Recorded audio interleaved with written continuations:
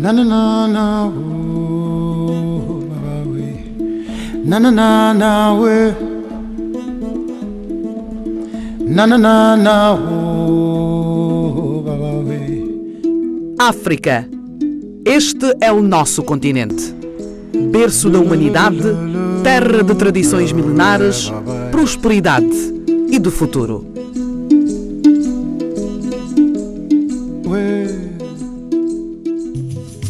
Esta é a República de Angola, o nosso berço.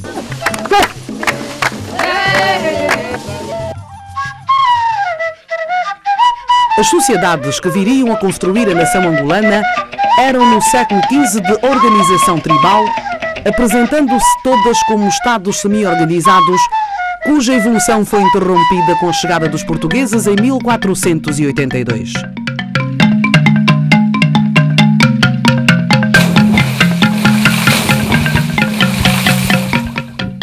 Durante todo o século XVIII e XIX, a influência portuguesa em Angola confina-se unicamente a alguns portos de mar e a um ou outro presídio no interior.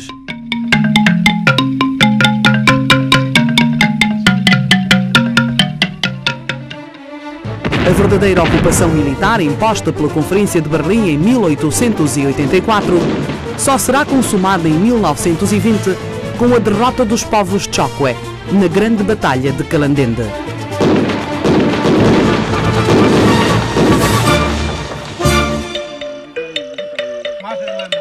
A resistência ao colonialismo português passa a ser uma só. A opressão, o desconforto e a discriminação fazem com que todos se sintam solidários contra um inimigo que é comum. Nasce o nacionalismo moderno. Em 1956, funda-se o MPLA, Movimento Popular de Libertação de Angola, e, mais tarde, outros agrupamentos nacionalistas. Em 1961, findas as esperanças de levar o governo português a conceder a independência por via negocial, dá-se início à luta armada, que durou 13 longos anos. A Revolução do 25 de Abril de 1974 veio apressar a anunciada descolonização dos territórios sob o domínio colonial.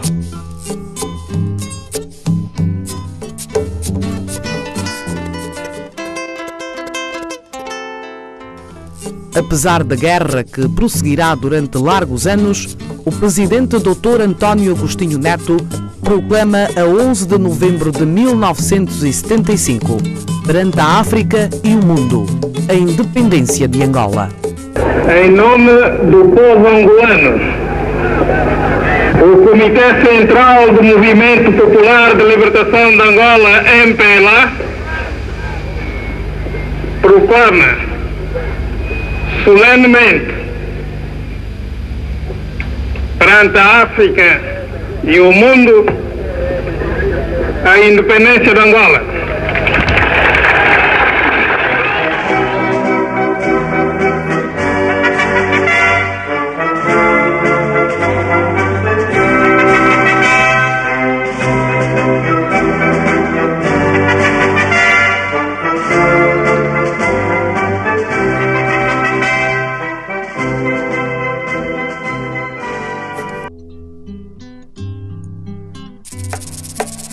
Nacionalista convicto, poeta, médico e estadista dos maiores que a África viu nascer, Agostinho Neto era um homem determinado.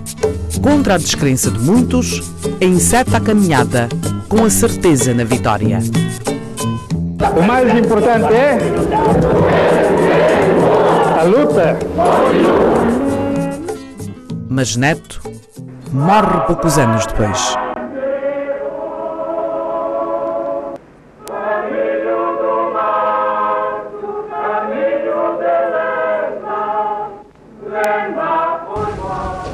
não é uma substituição fácil, nem tampouco me parece uma substituição possível. É apenas uma substituição necessária. Apesar da presença cubana, apesar de o exército angolano estar melhor preparado para uma luta convencional, os adversários entendem que Angola não resistiria a um ataque massivo e arrasador. As forças do apartheid invadem o Cunene e fazem explodir a sua capital. Um pouco por toda a parte, ataca-se, sabota-se e chega-se a fazer operações às portas de Luanda.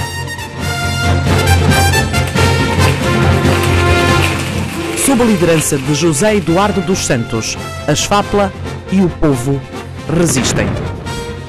Para além de uma experimentada força terrestre, Angola possui agora melhor e mais rápida aviação. Os defensores do apartheid ressentem-se. São os seus próprios filhos que morrem ou ficam mutilados. É a sua força de elite que fica dizimada no campo de batalha. Os estrategas e heróis do Cuito Cuanaval marcam o virar da história de África.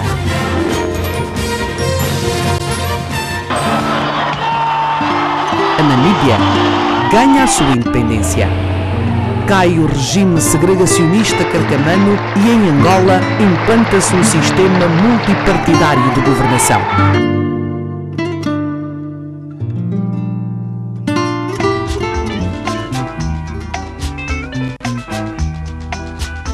Dezesseis anos depois da independência, fazem-se as primeiras eleições livres e justas.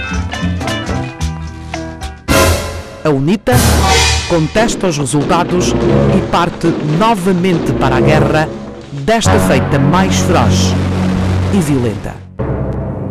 Destroem-se pontes, arrasam-se cidades, morrem muitos milhares de pessoas.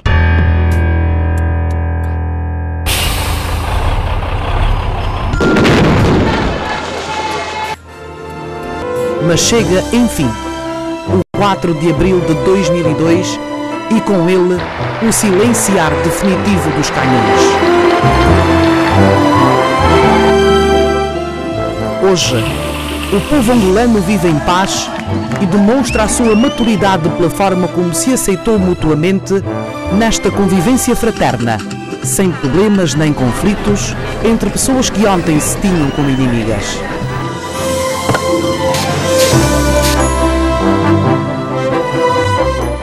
Muito poucos, como os angolanos, saberão a que caminho conduz uma disputa sem diálogo e sem compreensão.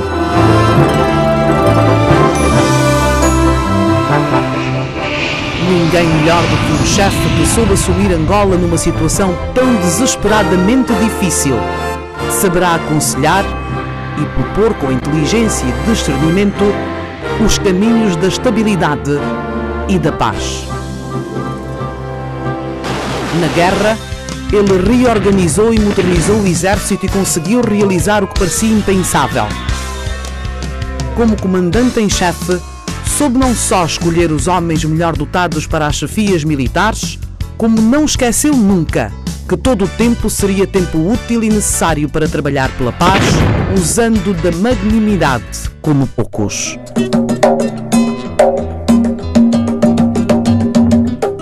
Este homem é José Eduardo dos Santos, aquele a quem alguém intitulou de Zedu, o arquiteto da paz.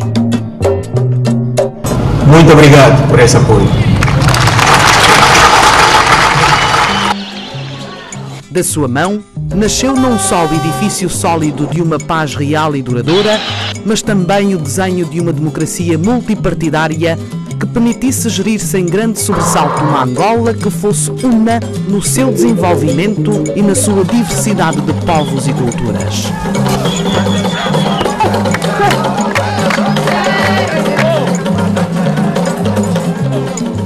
35 anos depois, já não cantamos a guerra e as tristezas da morte. Unidos e destemidos, orgulhamo-nos da nossa bandeira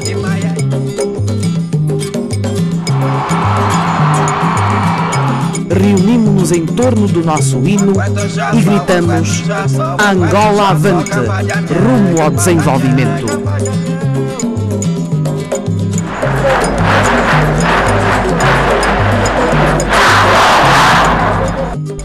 A Angola independente, livre e senhora do seu destino foi o sonho realizado em 1975. A Angola em paz e democrática é o sonho tornado realidade em 2002. A Angola unida e próspera, em que cada um viva bem, é o sonho que podemos realizar.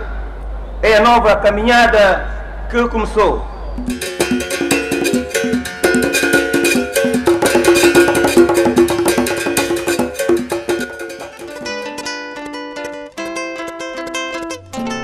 Terminado o sofrimento e a incerteza causados por dezenas de anos de desunião e violência que atingiram o corpo e a alma das pessoas, separaram famílias e provocaram enormes danos ao tecido social e produtivo, Angola vive hoje tempos novos, tempos de esperança. A visita de Sua Santidade o Papa Bento XVI ao nosso país confirmou ao mundo que o diálogo e a compreensão mútua geraram o perdão, a magnanimidade e o entendimento como vias da reconciliação entre irmãos.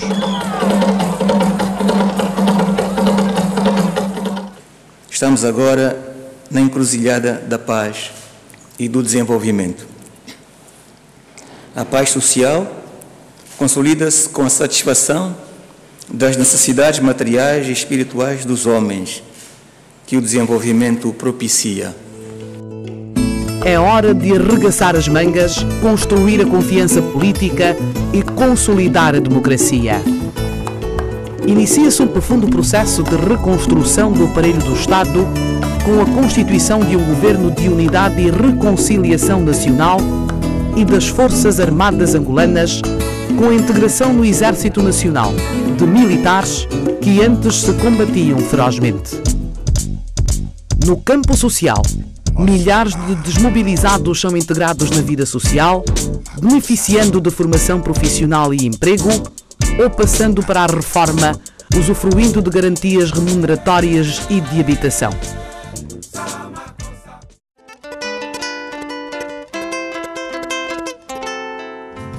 A consolidação da democracia e a transição constitucional, iniciada no princípio da década de 90 com a abertura ao multipartidarismo e à realização de eleições democráticas pluralistas, permitiu a consolidação das instituições democráticas e, em especial, a aprovação da Constituição em fevereiro de 2010.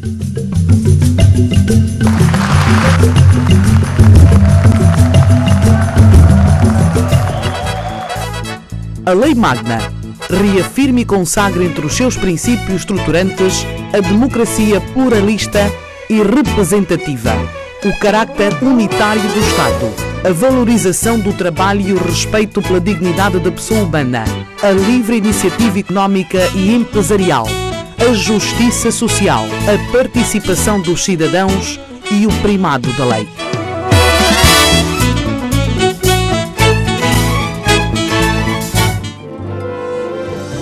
Conscientes de que, para alcançarmos este objetivo, era necessário manter a paz e a unidade nacional, possuir instituições fortes e capazes, organizar uma sociedade democrática, plural e participativa e dotar o país de um sistema de defesa e segurança capaz que garanta a segurança nacional, iniciamos uma nova caminhada rumo ao progresso.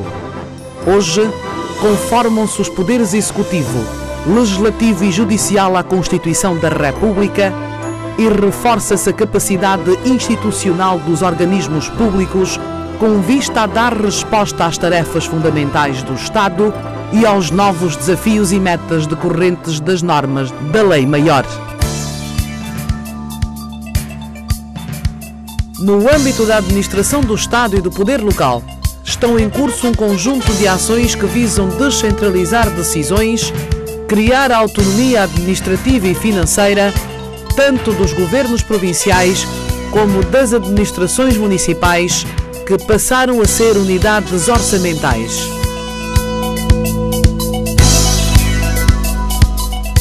No âmbito do novo quadro político, foi constituído o Tribunal Constitucional e reforçada a independência do Poder Judiciário.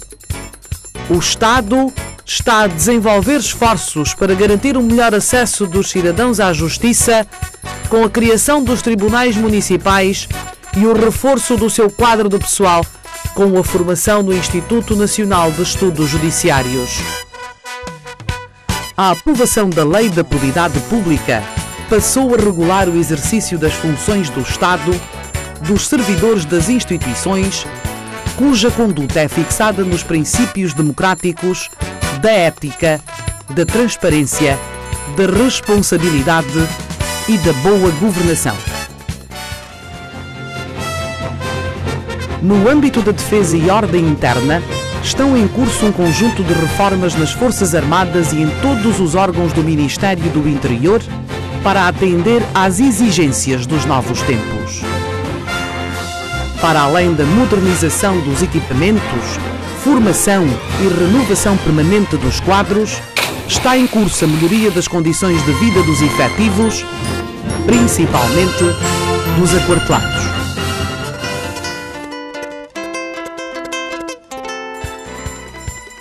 A paz e a reconciliação nacional abriram novos horizontes à dinamização da economia e a criação de fontes de rendimento para além do petróleo. Tem ganho maior realce para além do equilíbrio fiscal e da estabilidade monetária e cambial, a promoção da melhoria das condições básicas e de vida da população, com base na estratégia de combate à pobreza e na Estratégia Nacional de Segurança Alimentar e Nutricional, através de ações específicas integradas nos programas municipais, orientados no sentido da melhoria das condições de vida das populações do país. As linhas de força do Poder Executivo reafirmam o desenvolvimento rural como meio de reforço do progresso de repartição mais equilibrada do rendimento nacional, desenvolvimento territorial harmonioso, passando pela melhoria da gestão das administrações locais, diversificação da produção nacional, aumentando a produção interna de bens de consumo, substituindo importações e fomentando exportações. A taxa média de crescimento anual do PIB não petrolífero foi de 13,3% contra 10,9% do PIB petrolífero. Entre 2002 e 2008, o Produto Interno Bruto triplicou e a taxa média anual de crescimento cifrou-se em 14,6%.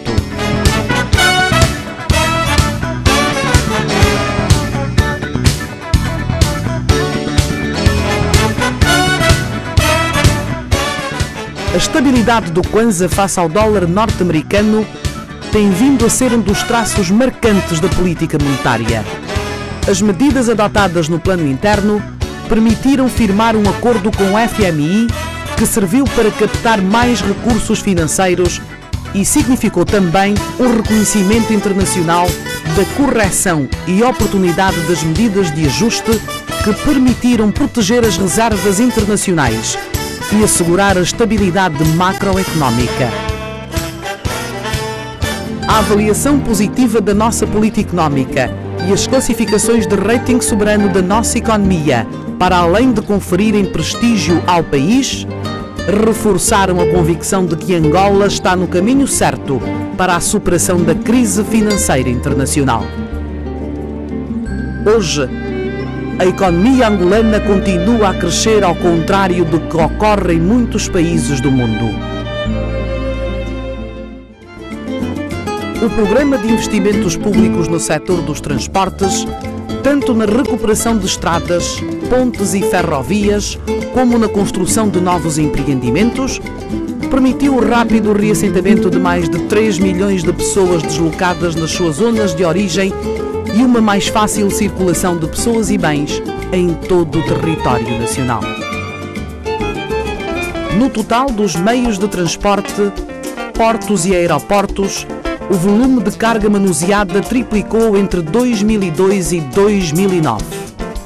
A perspectiva de conclusão e recuperação do caminho de ferro de Benguela, a expansão dos portos de Moçambique e do Lubito, assim como a futura construção do Porto do Dande e da continuidade do programa de reabilitação e construção da rede de estradas, permitirá que o país se transforme nos próximos anos numa plataforma logística de significativa importância na África Austral.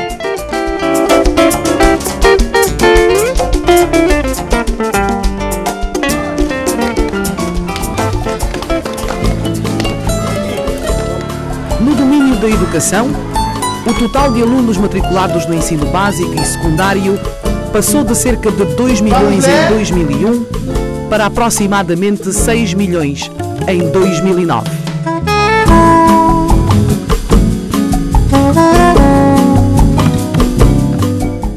Para atender à necessidade desse aumento, o número de salas de aulas cresceu e o número de professores aumentou.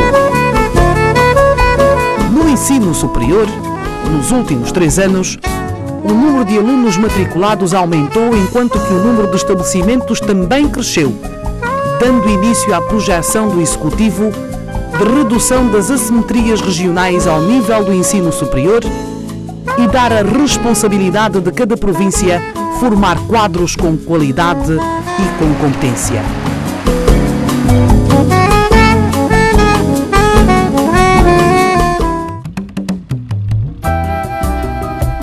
No setor agropecuário, o desafio é a autossuficiência alimentar, para aumentar as áreas de cultivo, para produzir cereais, carnes e leite, apoiando pequenas e médias propriedades.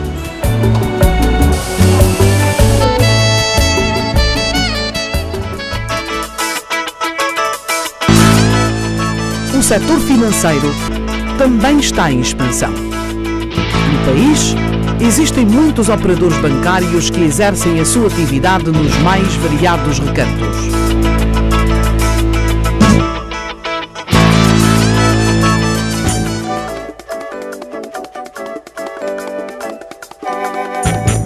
O setor petrolífero foi o que mais cresceu nestes 35 anos. No mar de Cabinda e do Soio estão os maiores poços de exploração petrolífera do país. Setor antes dominado por expatriados, hoje consolida-se com a angolanização e emprega muitos quadros nacionais.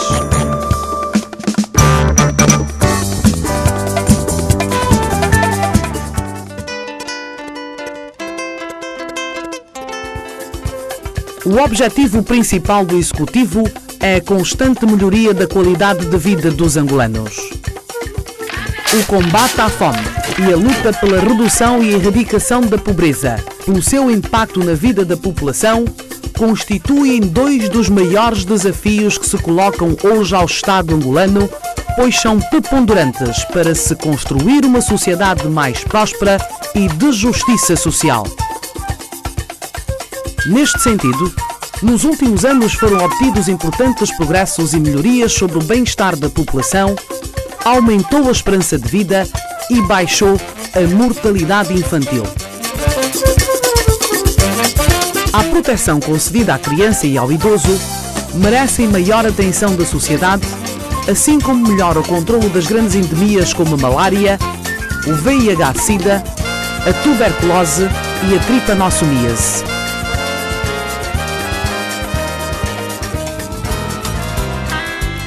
A geração total de energia elétrica também aumentou de cerca de 3,5 vezes.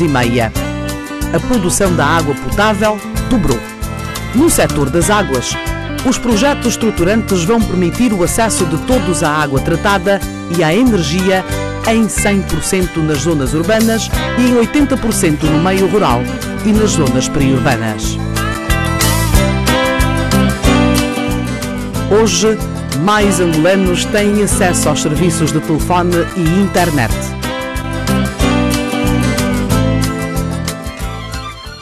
O setor em que a situação é muito má é o da habitação. Mais de 70% das famílias angolanas não têm casa condigna. o Executivo está a fazer um grande esforço para reverter a atual situação e reafirma o compromisso de criar as condições para que as famílias angolanas possam realizar o sonho de ter casa própria e habitação condigna. Em todo o país, crescem os projetos habitacionais. Em Cabinda, Lunda Norte e Luanda, nascem novas centralidades. Projetadas para darem melhor qualidade de vida a milhares de cidadãos, permitirão que cada um usufrua de melhores condições de habitabilidade e de lazer. Para garantir a qualidade de vida dos cidadãos e tornar as cidades atrativas, Angola trabalha no sentido de requalificar, reabilitar e valorizar os centros urbanos e rurais, possibilitando a fixação ordenada das populações e a dinamização e interação dos espaços, assentes num projeto de desenvolvimento sustentável do país e numa política de equilíbrio e eficácia, perspectivada para o desenvolvimento do território.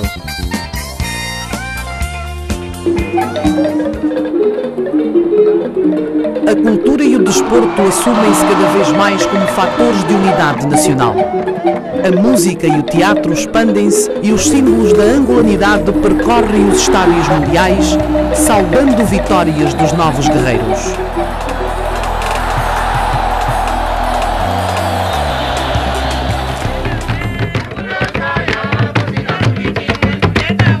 Começam a ser resgatadas inúmeras cerimónias tradicionais e manifestações culturais e artísticas do nosso povo.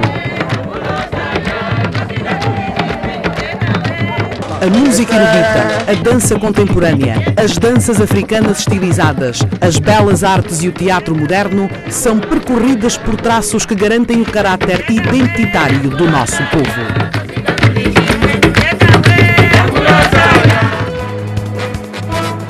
A velocidade de Saiovo, as angolistas de ouro, os smashes dos mongolês ou o drible angolano no Mundial da Alemanha despertam na juventude e não só sentimentos de elevada cidadania e patriotismo.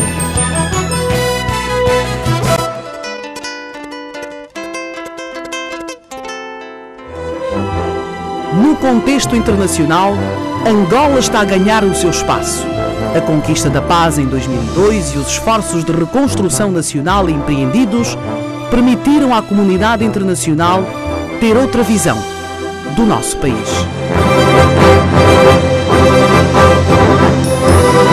Ao mesmo tempo, Angola vai manter a sua vocação de ser um fator de paz, estabilidade e desenvolvimento, não só das sub-regiões em que está inscrita, como a SADC, mas também de apoio aos países a quem nos ligam profundos laços históricos e de amizade.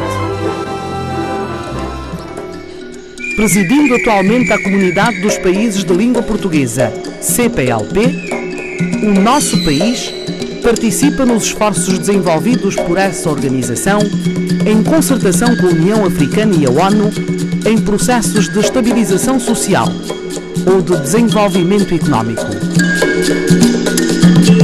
Por outro lado, o estabelecimento de parcerias estratégicas com outros países inscreve-se não apenas na necessidade urgente de reconstrução nacional, mas também numa perspectiva mais ampla de desenvolvimento nacional e de projeção de Angola no plano internacional. Em resultado desse esforço, o Presidente da República, José Eduardo dos Santos, participou em Áquila, na Itália, na reunião do G8, demonstrando assim o crescente interesse e respeito que a comunidade internacional nutre por Angola. A política externa do nosso país vai passar a ter como um dos objetivos principais da sua atuação os aspectos ligados à ordem económica e comercial, de modo a internacionalizar a economia angolana, reforçando, ampliando e consolidando a inserção competitiva de Angola na arena internacional.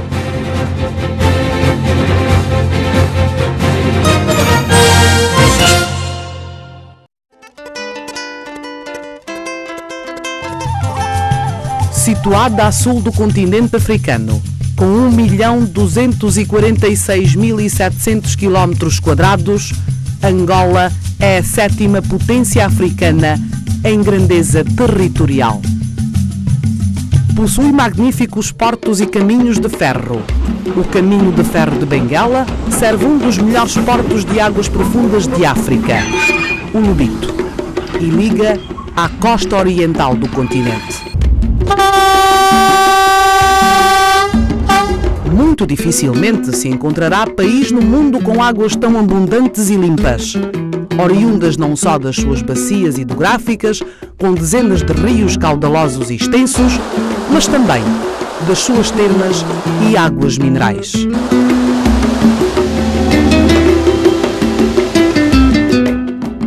No Planalto Central, nascem os rios mais importantes do país: o Kwanza, o Cunene, o Cubango e o Keb. O potencial energético dos rios angolanos é tão grande que só o aproveitamento integral do rio Kwanza permitiria a produção de 30 bilhões de quilowatts ano.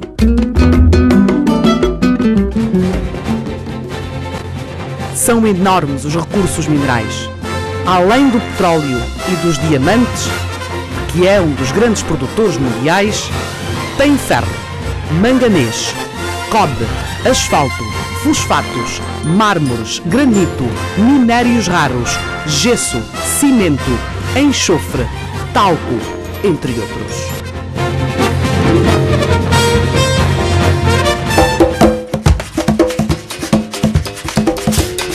Angola tem cerca de 17 milhões de habitantes, 42% dos quais é jovem.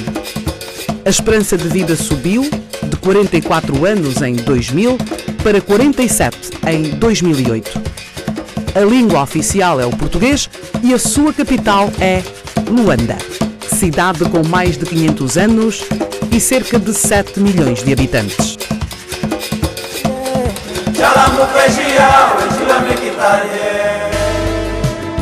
Em 8 anos de paz, Angola demonstra que está no caminho certo. Mas nos últimos 5 anos, os avanços para o caminho da reconstrução, da estabilidade política, económica e social foram ainda mais significativos.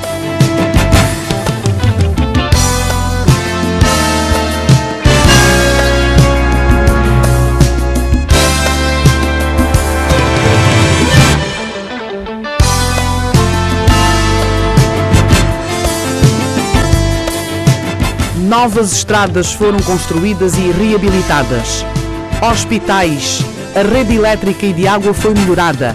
Em Cabinda, Benguela, Luanda e Huila foram construídos novos estádios para o CAN 2010. Foi melhorada a rede hoteleira e de transporte aéreo e rodoviário, resultados que catapultam Angola para os países que mais crescem.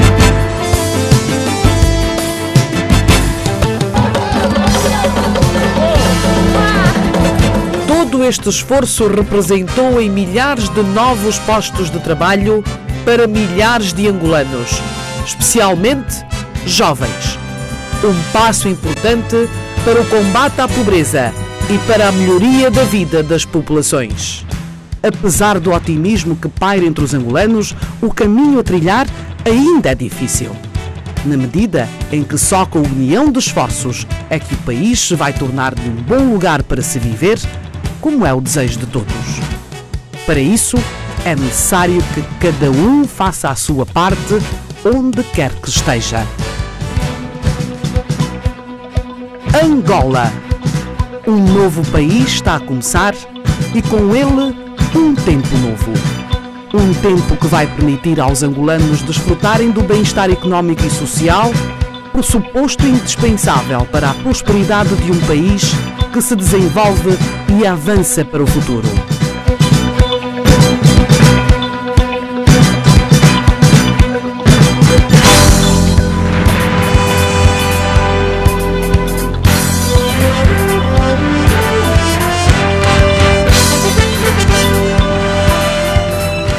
Angola.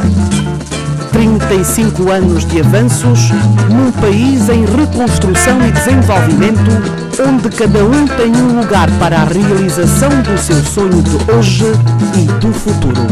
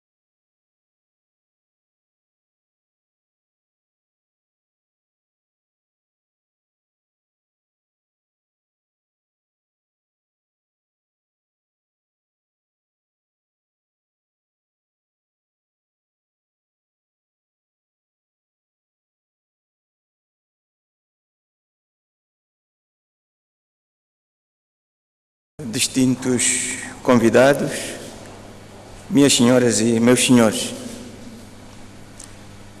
estamos aqui para homenagear e enaltecer a contribuição de todos os que estão vivos e participaram nos últimos e decisivos combates e batalhas militares, cuja vitória criou as condições para a proclamação da independência nacional em 11 de novembro de 1975, pelo Dr. António Agostinho Neto, que se tornou depois no primeiro presidente da República. Em todas as épocas e fases da nossa história, houve pessoas que se destacaram pela sua devoção à causa do povo, pela sua coragem e espírito do sacrifício na resolução dos problemas da sociedade.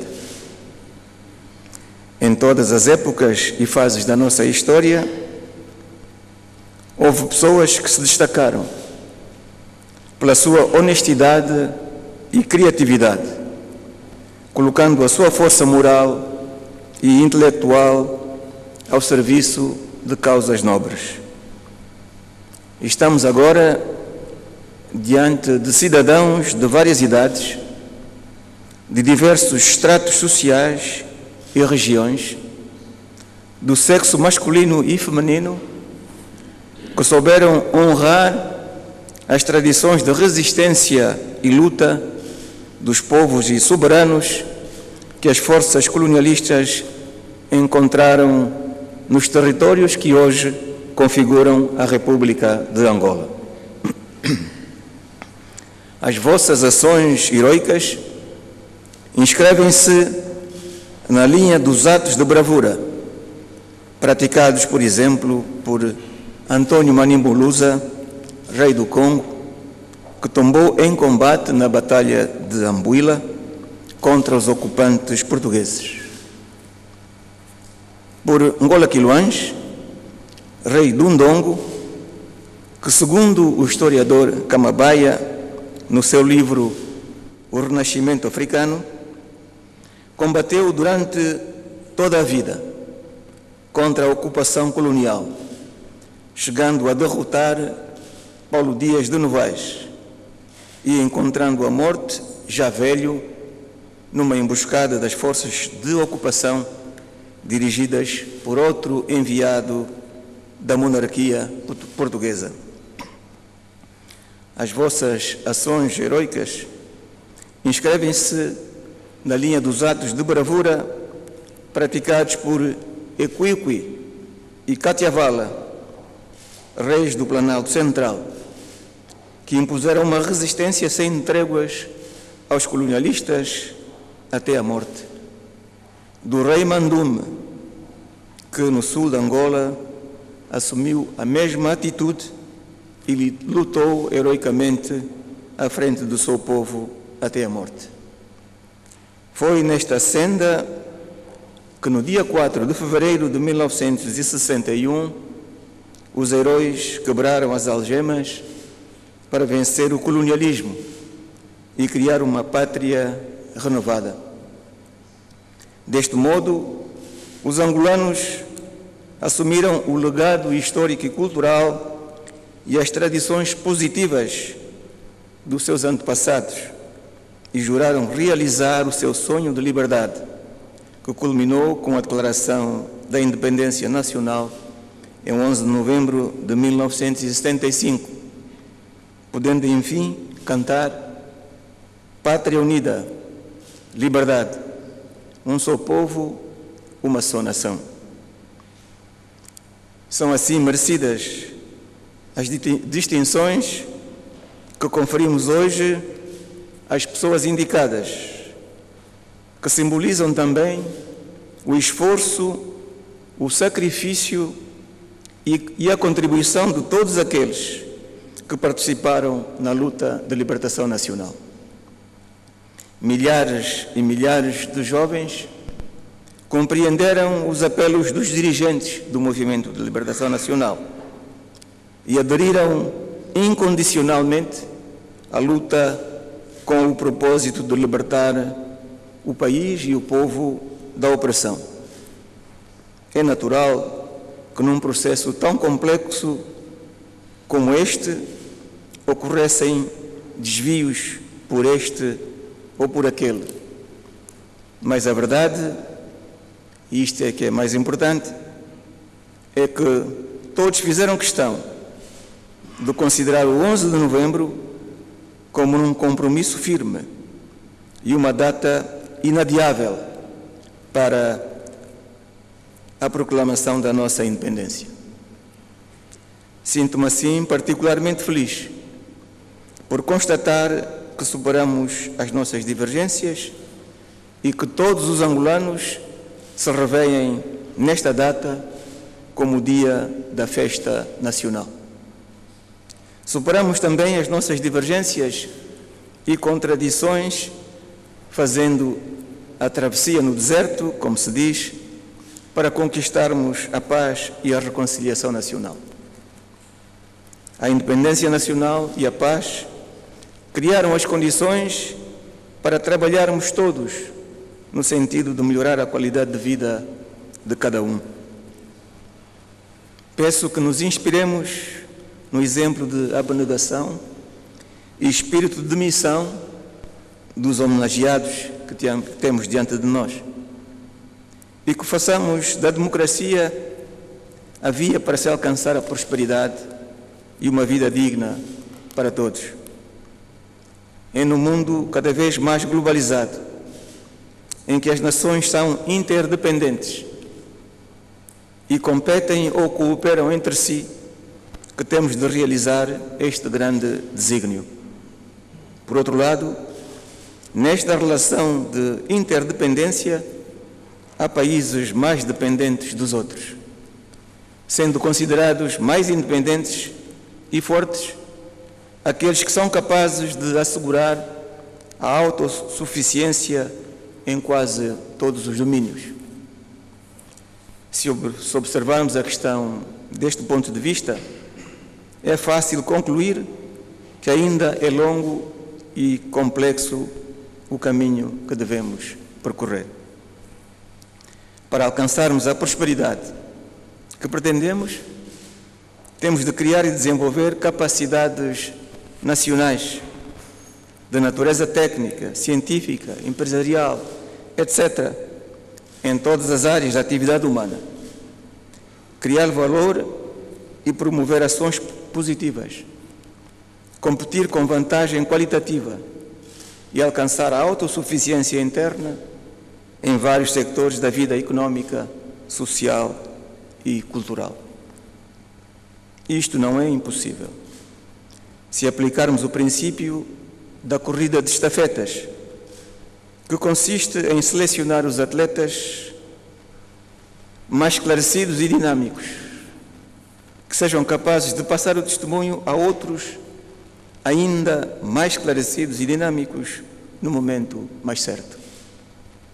Cada um poderá assim afirmar que o seu futuro depende de si e que o futuro de todos, o nosso futuro, depende de nós em primeiro lugar.